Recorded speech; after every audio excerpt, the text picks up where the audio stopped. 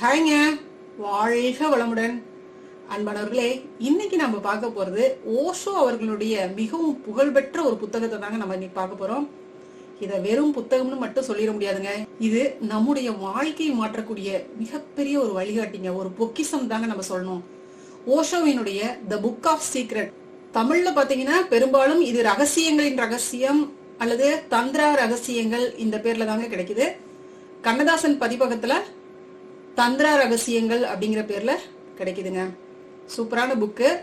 ஓஷோவினுடைய இந்த புத்தகம் விஜயன் பைரவ் தந்திரா என்ற பண்டைய நூலை அடிப்படையாக கொண்டு தாங்க எழுதப்பட்டிருக்கு. இதுல மெயின் ஐடியாவா இந்த புக்ல இருக்கிறது என்ன அப்படின்னு பாத்தீங்கன்னா, சிவபெருமானும் பார்வதி தேவியும் பேசிய ஒரு உரையாடலை அடிப்படையாக கொண்டது தாங்க இந்த புத்தகம். பார்வதி தேவி சிவனிடம் இந்த பிரபஞ்சத்தின் ரகசியம் என்ன, அதை எப்படி புரிந்து கொள்வது அப்படின்னு கேக்குறாங்க. அதற்கு சிவன் நேரடியாக பதிலளிக்காமல் வாழ்க்கையினுடைய ஒவ்வொரு தருணத்திலும் பின்பற்றக்கூடிய 112 தியான நுட்பங்களை விளக்குறாருங்க. இந்த நுட்பங்கள் எல்லாமே பாத்தீங்கன்னா ரொம்பவே எளிமையானதாக இருக்கு. உதாரணமா மூச்சு விடுறத கவனிக்கிறது, கண்கள் மூடி இருக்கிறத கவனிக்கிறது, கோபத்தை கவனிக்கிறது, நம்மளுடைய உணர்வுகள் இந்த நிமிஷத்துல எப்படி இருக்கு அப்படிங்கறது கவனிக்கிறது, இசையை கேட்கறது, இந்த மாதிரி அன்றாட செயல்களையே தியானமாக மாற்றும் வழிகளை தாங்க ஓஷோ இந்த புத்தகத்தின் மூலமா விளக்கி இருக்கிறாருங்க. ஏன் இந்த புத்தகம் இவ்வளவு முக்கியமானதாக போற்றப்படுது அப்படின்னு பார்த்தோம்னா, முதல் விஷயம் பல்வேறு தியான முறைகள்ங்க. இந்த புத்தகத்துல பாத்தீங்கன்னா 112 வெவ்வேறு தியான முறைகள் இருக்குங்க. இதுல ஓஷோ குறிப்பிட்டு சொல்வது என்ன அப்படின்னு பாத்தீங்கன்னா, உங்களுக்கு ஒரு தியான முறை பொருந்தல, சரி வரல, அது கை கொடுக்கல அப்படின்னா நீங்க இன்னொரு தியான முறைய முயற்சிக்கலாம்ப்பா அப்படிங்கிறாருங்க. இது ஒவ்வொருவருக்கும் ஏற்ற ஒரு பாதையை கண்டறிய உதவுதுங்க. இப்ப உதாரணமா உங்களுக்கு ஒரு தியான முறை பொருந்தக்கூடியதாக இருக்கும், எனக்கு ஒரு தியான நுட்பம் பொருந்தக்கூடியதாக இருக்கும் இல்லைங்களா? அதுதான் ஓஷோ சொல்றாங்க, இந்த 112ல நீ எதை வேணாலும் தேர்ந்தெடுத்துக்கப்பா அப்படின்றாருங்க. ஓஷோ இந்த நுட்பங்களை வெறும் ஆன்மீக கோட்பாடாக மட்டும் இல்லாம ஒரு அறிவியல் பரிசோதனையாக பார்க்க சொல்றாருங்க. நீங்க இதுல எதையுமே நம்ப தேவையில்லப்பா, நான் இதுல சொல்லி இருக்கிற எந்த விஷயத்தையுமே நீ நம்பாத, முயற்சி மட்டும் செஞ்சு பாரு, உனக்குள்ளார ஏதாவது மாற்றம் நிகழ்ந்தா நீங்களே உணர்வீங்க இது சரிதான் அப்படின்னு சொல்றாருங்க. இன்னொரு அற்புதமான ஒரு விஷயம் என்ன சொல்றாருன்னு பாத்தீங்கன்னா, அன்றாட வாழ்க்கையை தியானமாக மாத்துங்கப்பாங்கிறாருங்க. தியானம் அப்படிங்கிறது ஒரு குறிப்பிட்ட நேரத்துல குறிப்பிட்ட இடத்துல அந்த குறிப்பிட்ட சூழ்நிலையில மட்டும் நீ செய்யணும்னு அவசியம் இல்லப்பா.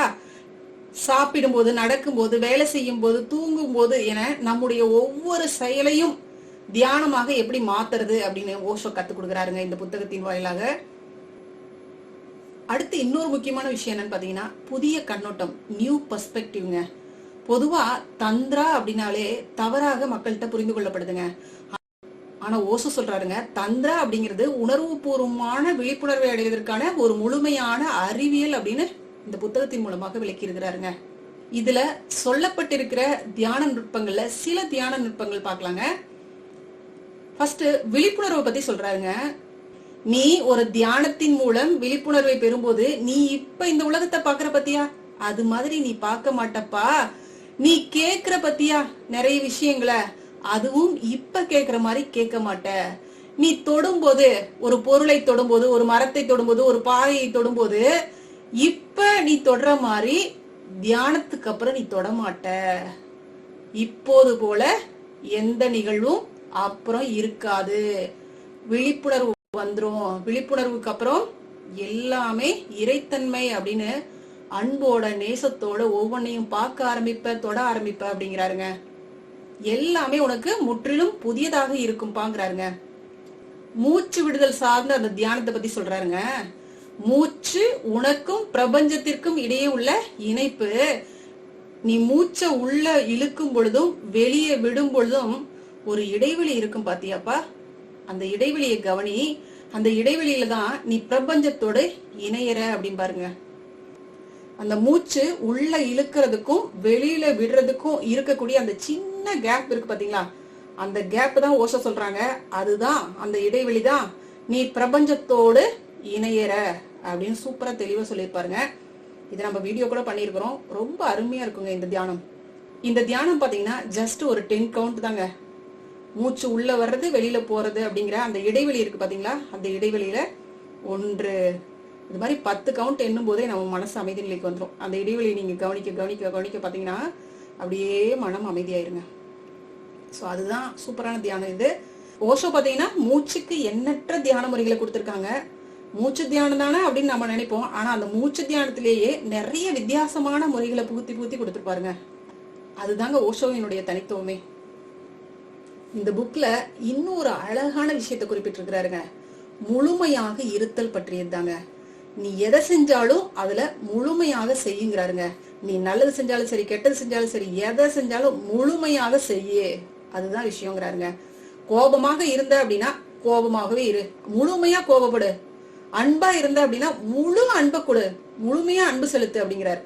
அரை மனசோட மட்டும் வாழவே வாழாத, ஏன்னா அரை மனசோட நீ வாழ்றது ஒரு வகையான மரணம் அப்படிங்கிறாருங்க. அடுத்து எண்ணங்களை பத்தி என்ன சொல்றாருன்னு பாத்தீங்கன்னா, எண்ணங்கள் அப்படிங்கிறது ஒரு ஆற்றினுடைய நீரோட்டம் மாதிரி. அந்த நீரோட்டத்தை நீங்க எப்படி பாப்பீங்க? ஆற்றங்கரையில நின்று நீர் போகக்கூடிய அந்த போக்க அப்படியே கவனிச்சு பாப்பீங்க இல்லைங்களா? அதுபோல உனக்குள்ளார எண்ணங்கள் ஓடிக்கிட்டு இருக்கு இல்லையா? ஒரு நாளைக்கு மனுஷனுக்கு 60,000 இருந்து 70,000 வரை எண்ணங்கள் ஓடிக்கிட்டே இருக்கு இல்லையா? அத ஒரு பகுதியா உள்ள போய் அதோட கலக்காத, வெறுமனே அதை ஜஸ்ட் பாரு, அது அப்படியே கடந்து போயிட்டே இருக்கும் அப்படிங்கிறாருங்க. உள் அமைதியை கண்டறிவது பத்தி இந்த புத்தகத்துல என்ன சொல்றாருன்னு பாத்தீங்கன்னா, நீ அமைதிய வெளியில எல்லாம் தேடிக்கிட்டு இருக்கிற, ஆனா அமைதி உனக்குள்ளார இருக்கு. நீயே எங்கெங்கயோ அமைதி தேடி ஓடிக்கிட்டு இருக்கிற. உள்ள பாரு, உள்முகமாக திரும்பி பாரு, உள்ளூர ஒரு அற்புதமான விஷயம் நடந்துகிட்டு இருக்குது அப்படிங்கிறாருங்க. நீ அத உனக்குள்ளார உணர்ந்து பார்க்கும் பொழுதுதான் உனக்குள் ஒரு அமைதி நிலவுது அப்படிங்கிறாருங்க. இந்த நுட்பங்களை நீ கையாள தெரிஞ்சுக்கிட்ட அப்படின்னா எப்பொழுதும் உங்ககிட்ட அமைதி நிலைச்சிருக்கும் அப்படிங்கிறாருங்க. நம்ம கிட்ட இருக்கக்கூடிய பயம், அச்சத்தை பத்தி இந்த புக்ல என்ன சொல்றாருன்னு பாத்தீங்கன்னா, நீ ஏன் பயப்படுறேன்னு உனக்கு தெரியுமா? நீ தெரிஞ்சுக்கிட்ட விஷயங்களை எல்லாம் காப்பாத்துறதுக்கு தான் பயந்துகிட்டு இருக்கிற. ஆனா உனக்கு தெரியாதது அச்சத்தை விட பெரியது. அறியப்படாதது என்பது ஒரு பெரிய விடுதலை. அதாவது விஷய ஞானம் இருக்கிற மக்கள்கிட்ட பாத்தீங்கன்னா அதிகமா அமைதி இருக்காது அப்படின்னு தான் சொல்லுவாருங்க. அதனாலதான் இங்க சொல்றாரு, உனக்கு விஷயங்கள் எதுவும் தெரியல அப்படின்னா அதுதான் உனக்கு பெரிய விடுதலை. ஏன்னா நிறைய விஷயங்களை உன் மண்டைக்குள்ளார போட்டு வச்சுக்கிட்ட அப்படின்னா நீ அதை காப்பாத்துறதுக்காக பாடுபட்டுக்கிட்டு இருப்ப. இப்ப 10 பேர் பேசுறாங்க அப்படின்னா அந்த 10 பேர் பேசும்போது நீ அமைதியா இருக்கும் பொழுது அது உனக்கு ஒரு அச்சத்தை தருது.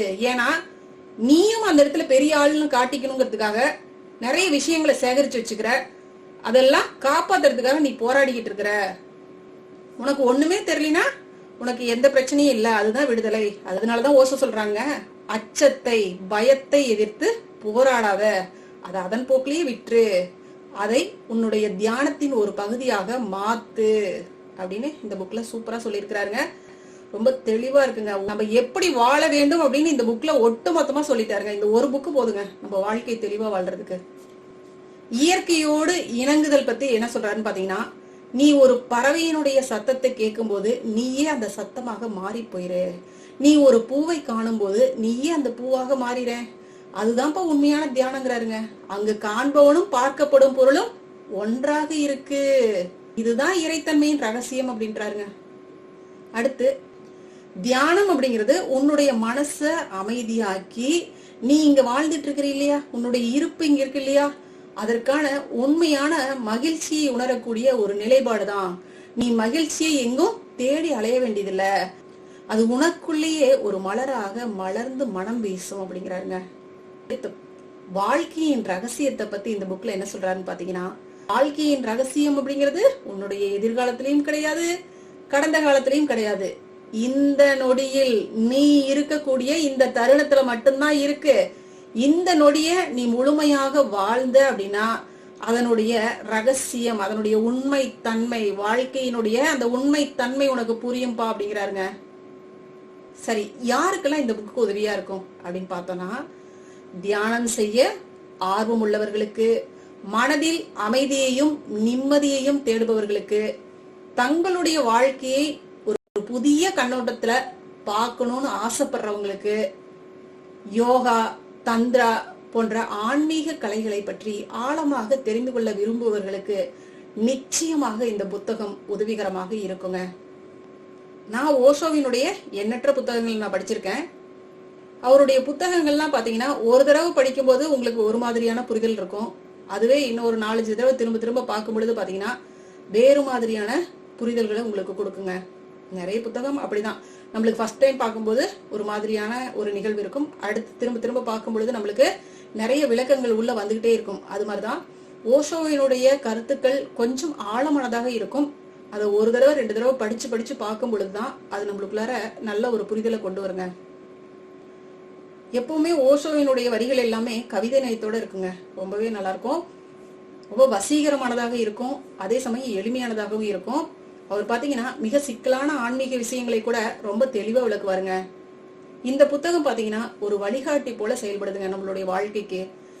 இந்த புத்தகத்தை நீங்க ஒவ்வொரு தடவை வாசிக்கும் போதும் உங்களுடைய வாழ்க்கைக்கு எது சிறந்தது அப்படின்னு உங்களால நிச்சயமாக இதுல தேடி எடுக்க முடியுங்க. இதுல எனக்கு ரொம்ப பிடிச்ச விஷயம் என்ன அப்படின்னு பாத்தீங்கன்னா, ஒரு குறிப்பிட்ட மதத்தையோ ஒரு குறிப்பிட்ட நம்பிக்கையோ அடிப்படையாக கொண்டு இது எழுதப்படல.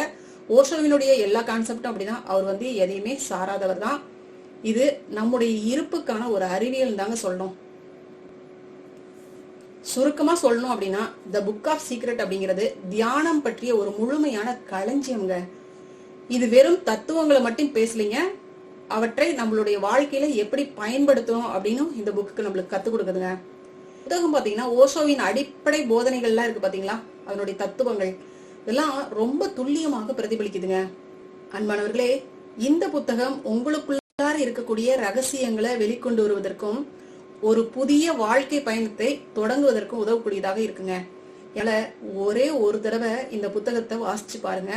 உங்களுடைய அனுபவங்கள் எப்படி இருந்துச்சு இந்த புத்தகத்தை வாசிச்சதுக்கு அப்புறம் அப்படிங்கிறத நம்மளுடைய கமெண்ட்ல ஷேர் பண்ணுங்க. உங்களுக்கு இன்னும் எந்த மாதிரியான புக்ஸ் ரிவ்யூலாம் வேணும் அப்படின்னு கமெண்ட்ல சொல்லுங்க. நம்ம அடுத்தடுத்த வீடியோக்கள்ல ஓஷோவினுடைய புத்தகங்கள் பத்தி பார்க்கலாங்க. சரிங்களா? வாழ்க வளமுடன். நன்றிங்க. அருட்பேராற்றலின் அன்பு கருணையினால் நாம் அனைவரும் நல்ல உடல் நலம், நீல ஆயுள், நிறை செல்வம், உயர் புகழ், மெய்ஞானத்தோடு நல்லதொரு வாழ்க்கையை நலமுடனும் வளமுடனும் ஓங்கி வாழ்வோம். வாழ்க வளமுடன். வாழ்க வளமுடன். நன்றி.